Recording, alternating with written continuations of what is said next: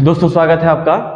देखिए आज के इस लेक्चर में हम लोग पढ़ने जा रहे हैं कि प्रोजेक्टाइल मोशन जो है, जिसको हिंदी में प्रक्षेप गति बोलते हैं, उसकी मैकेनिक्स क्या है, कैसे आप कोई भी सवाल प्रोजेक्टाइल मोशन का आए तो उसको आप लगा पाएंगे, कोई भी डेरिवेशन आप कर पाएंगे। तो इन सारी चीज़ों को आप समझने के लिए एक बेसिक कॉन्सेप्ट समझिए कि हम लोग जब प्रोजेक्टाइल मोशन पढ़ते हैं, कोई ऐसा जहाँ पर कोई ऑब्जेक्ट फेंका गया और वो जमीन से चला और जमीन पर ही जाकर गिरा, तब तो जो आपने फॉर्मूले डराइव करने हैं, range, time of flight, maximum height, ये सारे फॉर्मूले वहां पर डिराइव हो जाते हैं और आसानी से लग जाते हैं।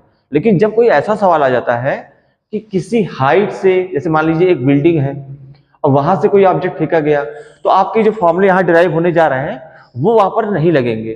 तो कब वो फॉर्मूले लगेंगे, कब वो नहीं लगेंगे, और अगर वो फॉर्मूले वहां एप्लीकेबल नहीं है तो हम लोग कैसे वहां वाले क्वेश्चन को लगाएंगे। तो इन सारी बातों को इस वीडियो में मैं आपको कैप्चर करके बताने जा रहा हूं। ध्यान से सुनिएगा, बहुत समझ में आएगा आपको। देखिए यहां पर प्रोजेक्टाइल मोशन हम लोग पढ़ रहे हैं जमीन से जमीन। अब अगर आपको ये समझ में आ गया, केवल इसके डेरिवेशन में ध्यान मत दीजिएगा, ये भी समझिएगा कि इसके पीछे लॉजिक क्या लगाया जा रहा है। अगर वो लॉजिक समझ में आ गया तो आपको किसी हाइट का प्रोजेक्टाइल मोशन या इंक्लाइंड प्लेन का प्रोजेक्टाइल मोशन सब कुछ समझ में आएगा। तो आपको पहले ये समझना होगा कि प्रोजेक्टाइल मोशन की जो बेसिक कॉन्सेप्ट है वो क्या है। तो बेसिक कॉन्सेप्ट को समझने के लिए कुछ चीजें सुन लीजिए। जैसे मान लीजिए आपने ए से किसी ऑब्जेक्ट को वेलोसिटी v से फेंका। अब ये वेलोसिटी जो v है वो हॉरिजॉन्टल से कुछ एंगल बना रही है, तो इस एंगल को बोलते हैं एंगल ऑफ प्रोजेक्शन। उसके बाद आप इस वेलोसिटी को x डायरेक्शन में v cos थीटा और y डायरेक्शन में v sin थीटा में ब्रेक कर लीजिए। तो जब आप इसे कंपोनेंट में डिवाइड कर लेते हैं v cos theta v sin theta, तो अब आपको इसको पढ़ना आसान हो जाता है, क्योंकि ये प्योर x के लॉन्ग हो गया और ये प्योर y के लॉन्ग हो गया। मतलब मैंने इधर क्या मान लिया, x एक्सिस, और इधर क्या मान लिया, y एक्सिस। तो x y में अलग अलग डील करना इजी है, बजाय ये तिरछा इंक्लाइंड मोशन। दूसरी बात सुनिए, जब ये पार्टिकल a से चलेगा, ऊपर जाएगा, तो आप जान रहे हैं acceleration due to gravity g, जिसकी वैल्यू 9.8 या लगभग में 10 होती है, ये हमेशा y डायरेक्शन में नीचे की ओर लगता है। ध्यान दीजिएगा, ये हमेशा y डायरेक्शन में नीचे की ओर लगेगा, ये कभी भी x के अलॉन्ग नहीं लगता। तो x डायरेक्शन वाली जो वेलोसिटी है, इधर कोई भी एक्सेलरेशन नहीं है, यानी acceleration along x direction, acceleration a along x direction कितना है, 0 है। तो जब x डायरेक्शन में कोई एक्सेलरेशन है ही नहीं, और एक्सेलरेशन होता क्या है, वेलोसिटी को बदलने वाला। भाई rate of change of velocity with respect to time ही तो एक्सेलरेशन है। तो जब x डायरेक्शन में एक्सेलरेशन ही 0 है, तो इस वेलोसिटी को बदलेगा कौन, यानी x डायरेक्शन में वेलोसिटी नहीं बदलती। ये प्रोजेक्टाइल मोशन की सबसे खास बात है। तो आप ये बात याद रखेंगे कि v cos थीटा एक तरह से हमेशा क्या रहेगा, कांस्टेंट रहेगा। अब इसको बच्चे समझ नहीं पाते, ध्यान से सुनिए। जब मैं कह रहा हूं कि वेलोसिटी का v cos theta component constant रहेगा, इसका मतलब है कि अगर शुरुआत में ये 10 आ गया, तो इस पूरी जर्नी में हर जगह इसकी वैल्यू क्या रहेगी, 10। यहां पर भी 10 और देखिए यहां पर भी 10। तो ये v cos थीटा यहां पर भी देखिए ये v cos थीटा मेंटेन है। अब आ जाते हैं y डायरेक्शन में जो वेलोसिटी, इसके बारे में पढ़ना है हमें, तो क्या करें। तो जब y डायरेक्शन में आपको पढ़ना होगा, तो देखिए ये वेलोसिटी ऊपर है और एक्सेलरेशन ड्यू टू ग्रेविटी जो g है ये नीचे है। तो अब ये जो एक्सेलरेशन है, ये इसके लिए क्या करेगा, रिटार्डेशन का रोल प्ले करेगा।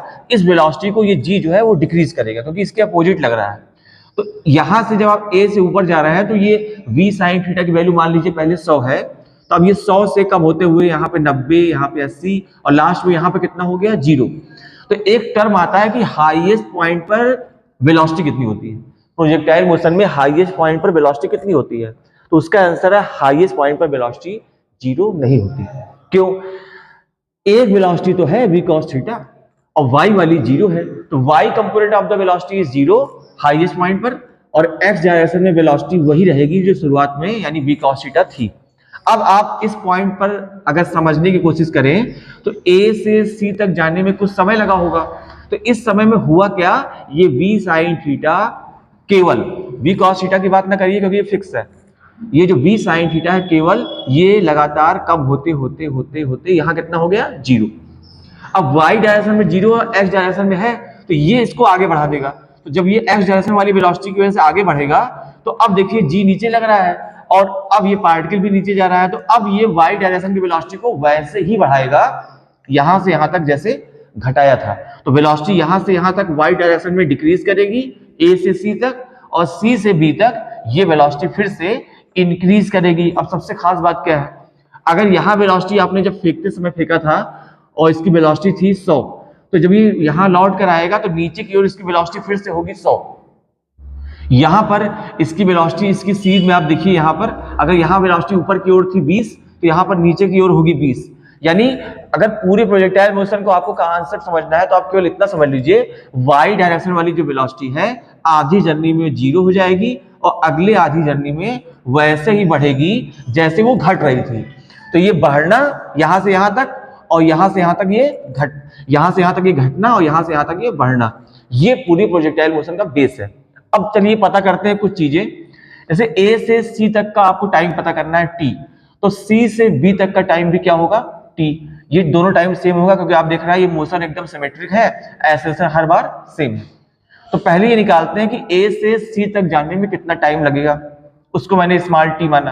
अब आप कैसे सॉल्व करेंगे, तो आप लिखेंगे फ्रॉम ए टू सी, यानी आप बात कर रहे हैं ए से सी तक, पहली बात। दूसरी बात, ओनली अलोंग वाई डायरेक्शन, यानी आप वाई डायरेक्शन के अलोंग बात कर रहे हैं, आपको एक्स डायरेक्शन से कोई मतलब नहीं है, ठीक। तो ए से सी तक आप थर्ड इक्वेशन लगाइए, v is equal to u plus a t. Final velocity कितनी है सी पर, 0। इनिशियल वेलोसिटी कितनी है, ऊपर की ओर है कितनी, v साइन थीटा। अब ये a जो एक्सेलरेशन है, क्योंकि वेलोसिटी के अपोजिट है g, डाउनवर्ड लग रहा है, तो g का जो आप नेचर लिखेंगे वो लिखेंगे माइनस, तो v sine theta minus g t. तो इस gt को इधर ले आइए, तो g t equal to we sine theta. तो टाइम कितना आया, v sine theta upon g. ये मान लीजिए आपकी इक्वेशन 1 बनी। तो a से c तक का टाइम आ गया v sine theta upon G. अब ये टाइम जो है केवल ऊपर जाने का है, अब यहां से पार्टिकल नीचे भी आएगा उतने ही टाइम में। तो एक टर्म होता है इसका time of flight, capital T. Time of flight क्या होता है, पूरे उड़ान का समय, जर्नी ऑफ टोटल फ्लाइट, जिसको बोलते हैं टाइम ऑफ फ्लाइट। तो टाइम ऑफ फ्लाइट की वैल्यू होगी डबल ऑफ स्मॉल टी। अब स्मॉल टी कितना आया है 2v, इसमें 2 से मल्टीप्लाई करिए तो ये आएगा 2v साइन थीटा अपॉन जी। आप साफ साफ देख सकते हैं कि टाइम ऑफ फ्लाइट को डिसाइड करने वाला जो कंपोनेंट है वो v साइन थीटा है, ना कि v cos थीटा। यानी टाइम ऑफ फ्लाइट डिपेंड करता है किस पर, वेलोसिटी के y कंपोनेंट पर। तो ये आपकी इक्वेशन हो गई 2। देखिए अब स्टार्ट करते हैं ये डिराइव करना कि इसकी मैक्सिमम हाइट क्या होगी। जैसे ये पार्टिकल ए से आपने फेंका, सी से होते हुए बी तक गया, तो जमीन से सबसे ऊपर कब है, सी पर है। तो सी से एक्स एक्सिस से जो इसकी वर्टिकल हाइट है इसको बोलेंगे इसकी मैक्सिमम हाइट h।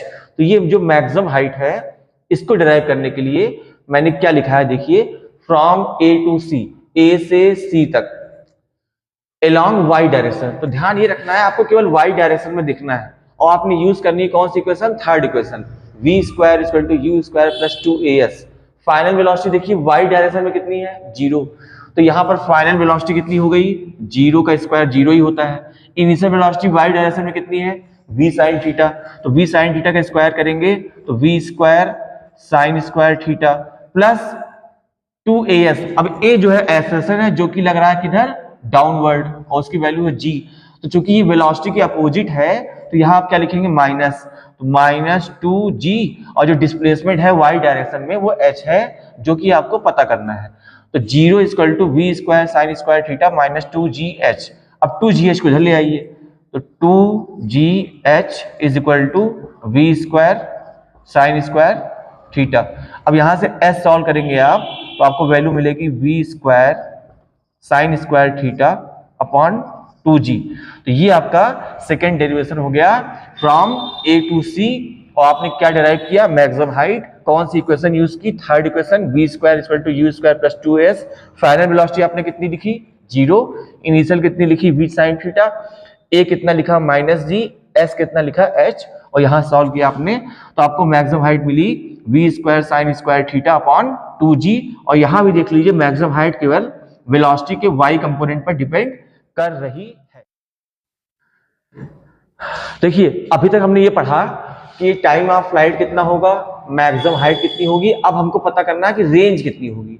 तो रेंज के लिए मतलब आपको ये देखना है जहां से आपने फेंका पॉइंट ऑफ प्रोजेक्शन और जहां पे जाके ये ऑब्जेक्ट गिरा पॉइंट ऑफ इंपैक्ट, तो इन दोनों के बीच की जो हॉरिजॉन्टल दूरी है यानी ए से बी तक की जो दूरी है इसको बोलते हैं रेंज, कैपिटल आर।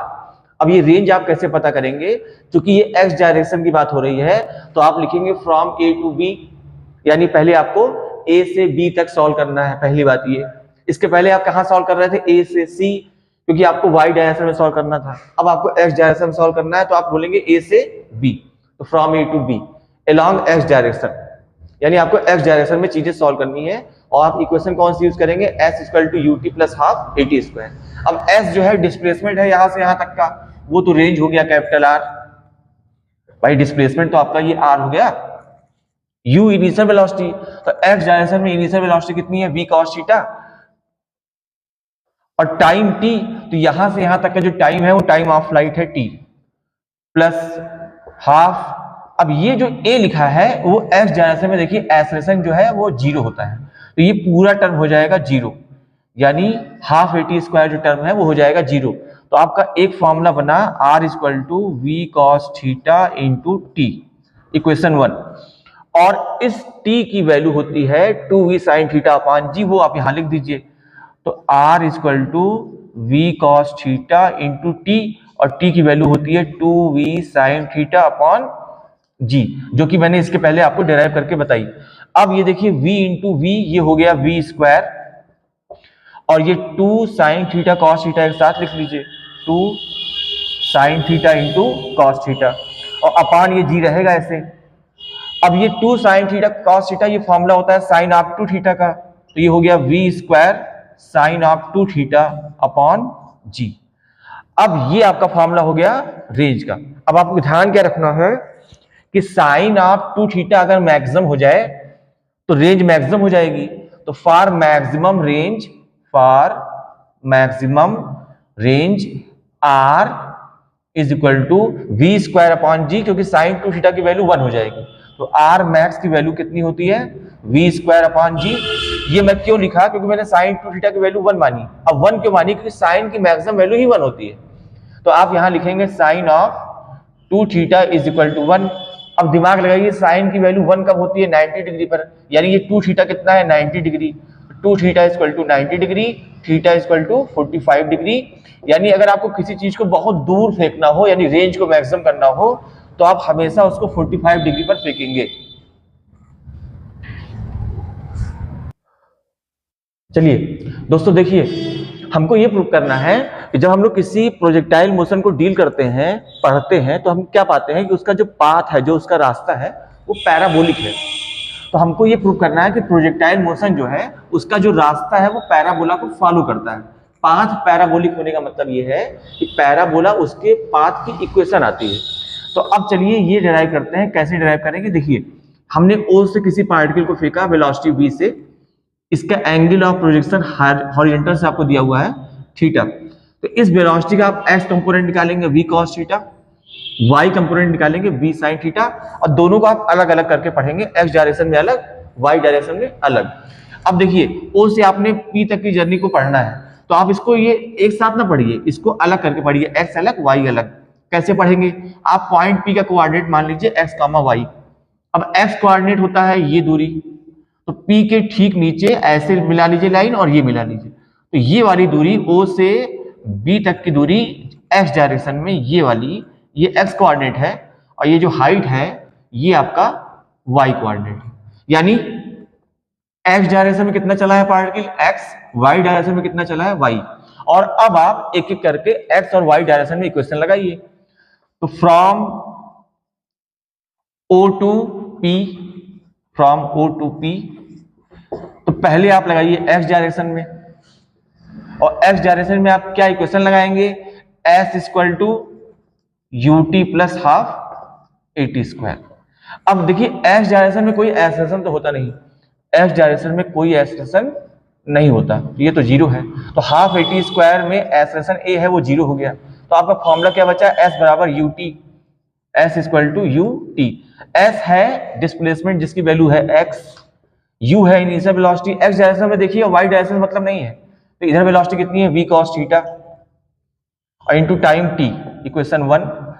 अब आप यहां से चाहे तो t निकाल सकते हैं, t की value x upon v cos theta, equation 2। यहीं पर आप रुक जाइए। अब आ जाइए आप y डायरेक्शन में। तो y डायरेक्शन में फिर से o से p तक, तो फ्रॉम o टू p, और कौन सी डायरेक्शन में, y डायरेक्शन में। तो y डायरेक्शन में जब आप o से p तक लगाएंगे और इक्वेशन आप फिर से लगाएंगे s equal to ut plus half at square. तो s जो डिस्प्लेसमेंट है y डायरेक्शन में कितना है, वो y है। इनिशियल वेलोसिटी कितनी है y डायरेक्शन में, v sin theta into t, और ये जहां प्लस है वहां पर हो जाएगा माइनस, क्योंकि जो एक्सेलरेशन a है उसकी वैल्यू g है डाउनवर्ड, और वेलोसिटी ऊपर को आपने प्लस लिखा है तो नीचे के लिए आप क्या लिखेंगे, माइनस। तो minus half G T square. अब इस t की वैल्यू यहां से लाकर यहां पुट कर दीजिए, तो y equal to we sine theta into T की value x upon V cos theta minus half G, T की जगह x upon V cos theta का स्क्वायर करेंगे तो x square upon we square cos square theta, और यहां देखिए v से v cancel, sine upon cos क्या होता है, टेन थीटा। तो y equal to sine upon cos x into tan theta minus half ji x square upon we square cos square theta. अब इस इक्वेशन को आप ध्यान से देखिए, ये आपकी फाइनल इक्वेशन आई। अब इसको आप ध्यान से देखिए, y की पावर 1 है, x की पावर 1 है और x की पावर यहाँ पर 2 है। तो x की पावर देखिए 1 और 2 में ज्यादा कौन है, 2। अब y की पावर क्या है, 1। तो जब भी पावर 1 2 होगी, जब भी पावर 1 2 होगी या 2 1 होगी, तो वो पैराबोला को डिनोट करेगा, यानी इसका जो पाथ है वो क्या हो गया, पैराबोलिक। तो यहां से ऐसे प्रूफ हुआ ये इसका पाथ जो है एक पैराबोला है।